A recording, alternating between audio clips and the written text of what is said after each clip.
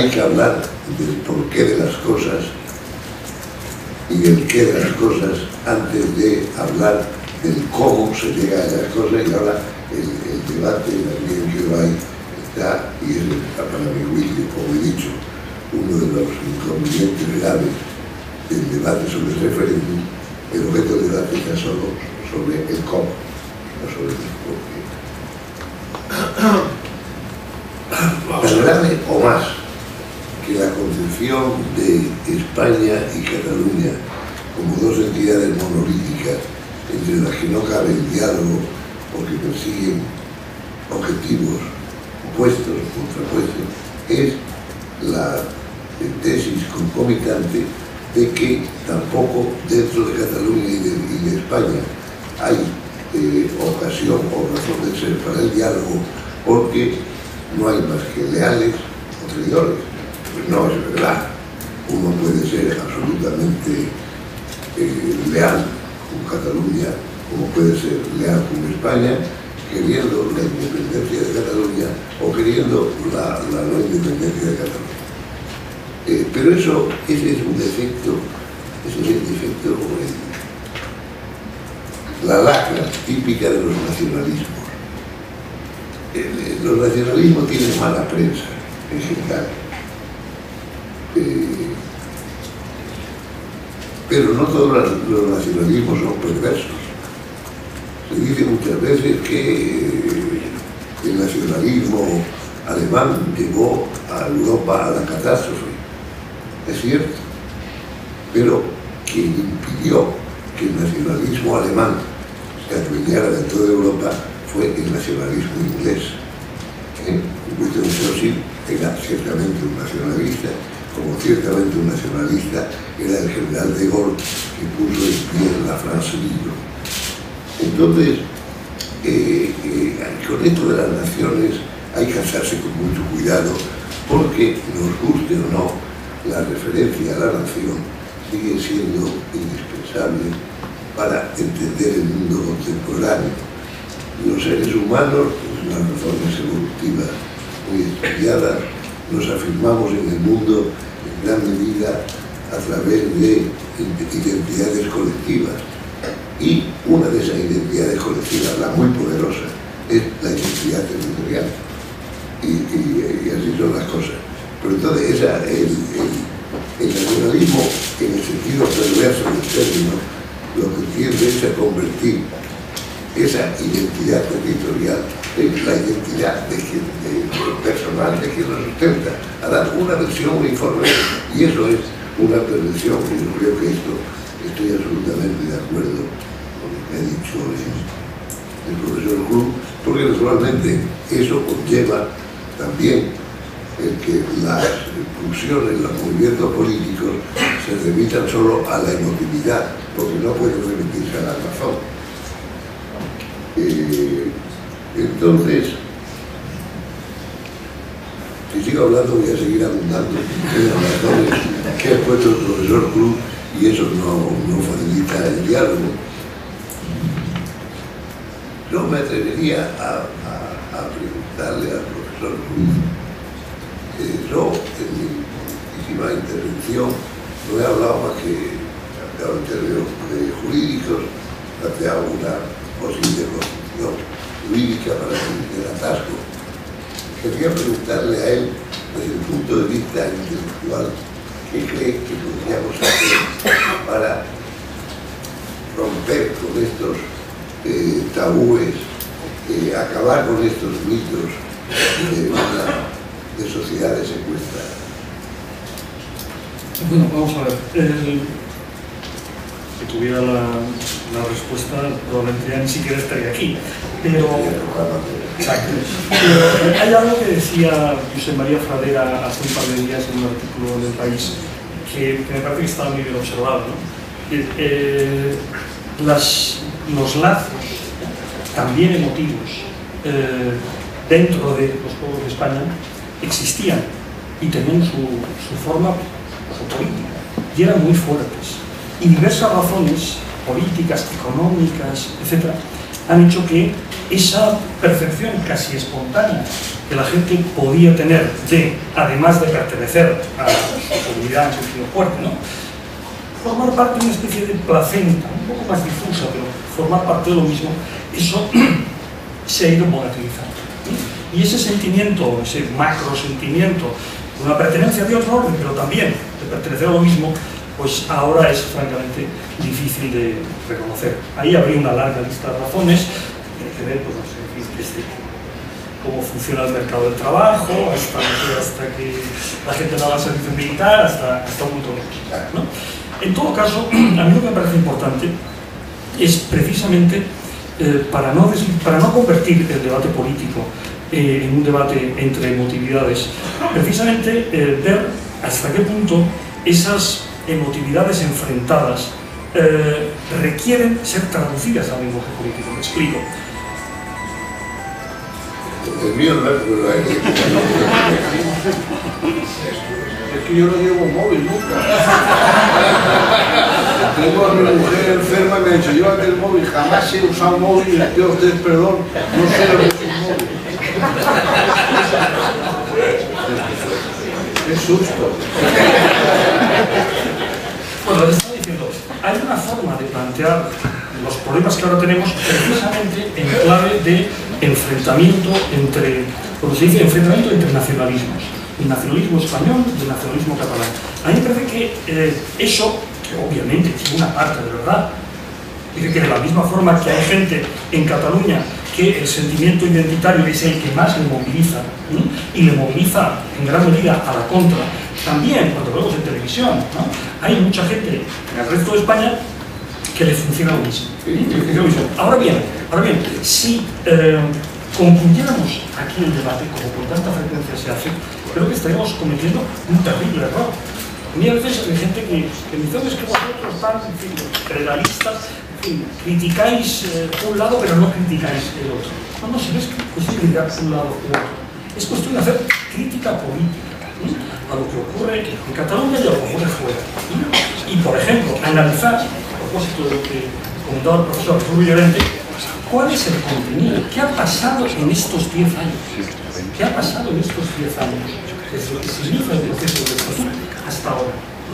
¿Qué protagonismo ha tenido cada fuerza política? Analicémoslo así, no en términos de Cataluña frente a España. El proceso del estatuto, nos guste o no, se inicia con Zapatero en Madrid y Maragall en Cataluña. Y ahora está terminando todo ese episodio con Rajoy y más. En medio ha habido un montón de decisiones políticas, ¿sí?, que tienen que ser atribuidas a unos y a otros para hacer un correcto análisis político. Plantear, y por supuesto que ahí tendríamos que censurar, pues la enorme pantalonqueza que pide Rajoy, pues la falta de perspectiva de Estado que tuvo en un momento determinado el PP, todas las maniobras trapaceras se parecen, porque veíamos todos en la prensa, por el Tribunal Constitucional, etcétera, etcétera. Pero es en ese contexto. Es decir, creo que aceptar el enredo que se nos propone de Cataluña frente a España, me parece que es un pésimo error. Hagamos primero el análisis político y luego ya vendrán las emociones. Lamentaremos o celebraremos. Pero primero tiene que haber urgentemente, creo yo, el análisis político. Luego, además, también creo que si hubiera eso que se llamaba antes, no sé si ahora se utiliza la expresión en nuestra época, voluntad política, si hubiera voluntad política, no sería tan complicado restablecer un tipo de conexiones profundas, personales. Todo el mundo, cuando reconstruye su biografía, todo el mundo tiene todo un entramado, relaciones con un sitio, con otro, y no sería tan difícil reactivarlo. Yo creo más bien que lo que se está haciendo es una violencia sobre las personas, incluso sobre los ciudadanos de Cataluña, para que sean también monolíticos en su identidad. A mí, sinceramente, no quiero entrar en absoluto, porque sé que está determinado en el asunto de las lenguas. Pero a mí, sinceramente, me entristece que una persona que ha manejado una lengua que conoció a lo mejor a su mujer en una lengua, que, en fin, que se le declaró en una lengua, que sus palabras de amor son en esa lengua, por razones doctrinales, crea que tiene que cambiar la lengua y hablar con esa misma persona, de la que se enamoró, a la que se declaró, etc., que tiene que hablarle, que tiene que dedicarle palabras de amor en otra lengua. A mí me da pena, sinceramente, no me parece deseable. Y porque eso forma parte de la identidad compleja, de la identidad plural que todos tenemos. Es decir, ni la sociedad es monolítica, ni los individuos son homogéneos. Nadie es de una pieza. Todos somos una pieza. Y lo que tenemos que hacer es, de alguna forma, concederle valor a todas las piezas y no prohibirnos algunas. Vamos a ver, yo voy a intervenir para hacer dos reflexiones y dos preguntas que se nos ha pedido en esa parte del diálogo en el que participo. Dos reflexiones y una pregunta al filósofo y otra pregunta al jurista. Yo creo que a lo que hemos asistido también, que estamos hablando del tipo de debate, sociedades secuestradas, es a una banalización de los conceptos que articulan lo que ahora se llama relato. Hemos banalizado los conceptos, tanto en Madrid como en Barcelona. Una banalización del lenguaje de brocha gorda, en la que han caído aquellos que utilizan términos como nazismo, holocausto, genocidio, para referirse al movimiento independentista y que se descalifican a sí mismos. Pero también existe una banalización del lenguaje más sutil en Cataluña. Del déficit fiscal hemos pasado al expolio fiscal, es decir, a la acción de despojar con violencia, RAE, diccionario de la Real Academia Española. De la proyección exterior hemos pasado a la internacionalización del conflicto o la utilización del llamado derecho a decidir como subsidiario del derecho de autodeterminación. Yo prefiero hablar de principio democrático y recordar, como lo hace Stefan Dion, que participó en la ley de claridad que ahora se ha abocado, que no se puede banalizar las excepciones. Dice él, buscó un actor exterior. El ideal democrático, y por eso pregunta al filósofo, el ideal democrático alienta a todos los ciudadanos de un país a ser leales entre sí, más allá de las consideraciones de lengua, raza, religión o pertenencia regional. La secesión es un ejercicio raro e inusitado en democracia, por el que se elige a los conciudadanos que uno desea conservar y a los que desea convertir en extranjeros. Una filosofía de la democracia basada en la lógica de la secesión no podría funcionar, ya que incitaría a los grupos a separarse en vez de entenderse. Esto no significa que un Estado democrático deba rechazar cualquier solicitud secessionista. Ante la voluntad clara de secesión, el Estado puede llegar a la conclusión de que aceptar dicha secesión es la solución menos mala. Esa es la reflexión que hago. Es decir, creo que también en esa banalización de los términos se ha planteado el derecho a decidir casi como el referéndum de la diagonal. Perdone la cuestión. No, es, como dice Stefan Dion, un ejercicio raro e inusitado en democracia en el que se puede llegar y aceptarla esa solución como la solución menos mala. Y por eso también reclamo la opinión del filósofo, porque pienso que en el siglo XXI la tarea del cual afrontamos es la de administrar la complejidad más allá de lo que disponga las leyes españolas, europeas e internacionales, desde el punto de vista del ejercicio de la democracia y de la administración de esa complejidad, de la que Cataluña ha dado ejemplo histórico de cómo administrarla, plantear esa cuestión, obligarnos a decidir en la Europa del siglo XXI, lo encuentro filosóficamente hablando, y desde mi profunda catalanía y catalanismo, un contrasentido. ¿Cómo lo ve el filósofo? Bueno, intento contestar y luego, si me permite, se quería hacer una pregunta al profesor Rubio Llorente al hilo de esto. Yo creo que, por supuesto, no solamente se ha banalizado el lenguaje, sino que también se ha instrumentalizado el lenguaje, no siempre de una forma, digamos, clara o deseada. Es decir, creo que también se han ido lanzando han ido deslizando, mejor dicho, del lenguaje, a través del lenguaje, mensajes que iban calando. Hay algo que se ha señalado muchísimas veces, ¿no? Y no lo he señalado yo, lo han señalado, en fin, académicos de la lengua, en fin, escritores, lingüistas, tal. Bueno, sustituir la palabra España por Estado español, incluso en el mapa del tiempo, bueno, es algo que chirría, pero que no parece que sea inocente. No parece que sea inocente. Lo digo por una razón, y es porque resulta que a lo mejor tendría un poco más de sentido decir, si acaso, el Estado español nos roba. Pero es curioso, entonces no es el Estado español, entonces es España. España nos roba, pero en el Estado español llueve. Pues al revés, lo podría entender, y poco, pero lo podría entender. Y así es como se utilizan las palabras, y por cierto, no es una casualidad. Se ha comentado 1000 veces cuando ha estado a punto de haber un cambio en la dirección de los medios de comunicación, se ha planteado la decisión o no de cambiar esas palabras, que ahí había una carga. En el lenguaje, además de banalizarlo, además de eso, se ha utilizado, yo creo que a veces de una forma, parece poco clara. Respecto a esto que tú comentabas, bueno, a mí me interesa mucho la cuestión de la historia y la reflexión sobre la historia. Entonces, en filosofía, que utilizamos unos palabras muy extraños, utilizamos siempre el término contingente, o lo opuesto a lo necesario.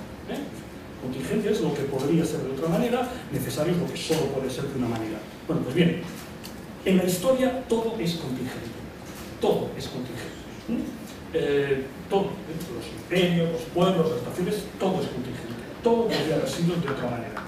Por tanto, en ningún caso el punto de partida puede ser esto, una especie de unidad preexistente de nada.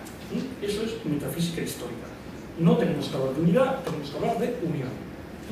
Unión que surge del acuerdo entre libres voluntades de ciudadanos. Ahora, eso sí, eso no es algo, digamos, que se puede estar haciendo y deshaciendo a cada momento. Eso ha de adoptar un cauce y las decisiones de nuestros antepasados, los vamos asumiendo, etcétera, etcétera. Yo sobre la perspectiva de que, claro está, eso es contingente. Ahora, una contingencia, por así decirlo, asumida por generaciones y generaciones, es una contingencia que nos ofrece garantías. Es una contingencia máximamente razonable. Una contingencia que va cambiando cada 2 por 3, bueno, eso es prácticamente anecdótico. Y parece que esta contingencia de la unidad es la contingencia que efectivamente funda las sociedades, funda a los pueblos y funda las macroentidades como la Unión Europea. O sea que en ese sentido es algo así como casi una condición de socialidad, la tendencia a la unión. Mientras que el otro, evidentemente, es lo que se va a llamar pues, el egoísmo de las naciones. Entonces llamémosle por su nombre. Yo lo que le quería preguntar al profesor Rubio Llorente era respecto a la cuestión que enlaza con lo que comentaba Rafael Lloro, ¿no? La banalización de las palabras, el uso a veces tendencioso de las palabras o, bueno, una especie de deslizamiento de los significados que todos hemos podido ver en los últimos meses. O sea, hablar de concierto económico o de cupo, pasar a concierto, ir deslizando de forma sutil los términos, ¿no? Y con el referéndum, la consulta, en fin, va variando. Una de las expresiones, una de las cosas que más han dicho las autoridades, no digo comentaristas, son autoridades, es, bueno, hemos de hacer una consulta para saber lo que piensan los catalanes. Eso, en fin, todos lo hemos podido ver. Para saber lo que piensan los catalanes. Claro, si yo acabo de conocer mi perplejidad de que se hace una consulta, lo que dice para hacer algo así como, en fin, un sondeo del CIS. Pero bueno, en fin, vamos a intentarlo, hacer una consulta para saber lo que piensan los catalanes, como si no hubiera otro medio de saberlo, por cierto, como si no hubiera otro medio de saberlo. Como si, por ejemplo, todos los partidos que se declaran a favor de la independencia, más o menos, no tenían la ocasión de incluir en las últimas elecciones autonómicas un punto específico en el que eso se dijera. Bueno, si se hubiera puesto con toda claridad, la información nos hubiera aportado. Digo yo, en fin, mi ingenuidad de ciudadano. Pero dejemos esto de lado. Aceptemos eso que dicen de que hemos de hacer una consulta para saber lo que piensan. Claro, pero si es para saber lo que piensan, entonces ya no es una consulta para la secesión. Porque puede haber diversas opciones. Entonces, en los últimos tiempos, hay quien dice, bueno, pero es que como lo que piensan son cosas distintas, no tiene caso preguntar sí o no. Porque siempre la gente dirá, oye, es que me estás metiendo en un paquete que no me interesa. No me pongas a mí en la opción o soberanismo o unionismo. No, las personas que están, pongamos, en Cataluña y fuera de Cataluña, a favor de una profunda reforma constitucional, no se identifican ni con una cosa ni con otra. Si la consulta es para saber lo que piensan los catalanes, entonces debería contemplarse esto, ¿no? Porque si no, claro, es lo que pasa, que mucha gente dice, no, es que tú en el fondo eres un unionista.